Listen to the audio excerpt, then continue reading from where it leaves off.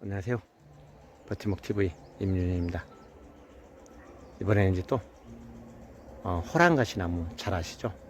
이제 특히 이것도 또 이제 남쪽 지방에 잘 자라는 건데요.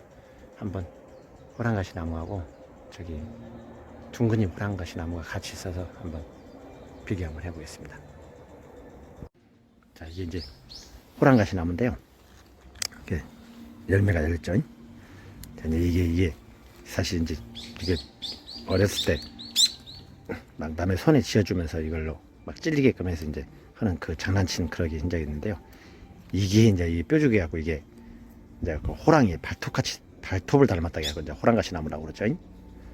이제 근데 이것도 이 단점이 이게 북쪽 지방에서는 잘 안 돼요. 제가 저기 남쪽에서 저희 어머니 아버지 산수에 있던 거를 캐다가 저 북쪽에서 한번 이제 키워보려고 심었는데 한 해도 못 넘기고 바로 얼어 죽어버더라고요. 이게 남쪽 지방 저는 이게 사실 이게 양나무죠. 양나무.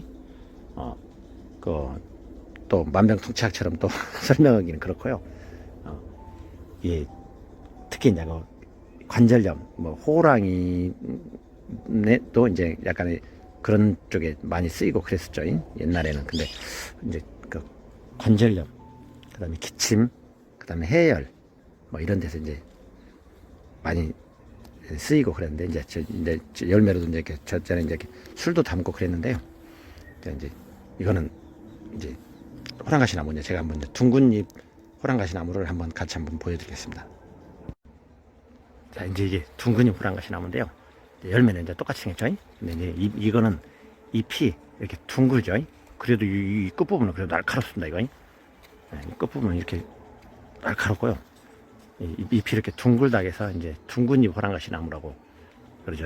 그러니까 이제 열매는 거의 똑같고 나무 생김새나 이런 것도 다 똑같습니다. 근데 잎이 둥글다고 해서 이제 둥근잎 호랑가시 나무라고 할 뿐인데 이제 제가 한번 이제 둥근잎 호랑가시 나무하고 잎을 한번 비교 한번 해볼게요.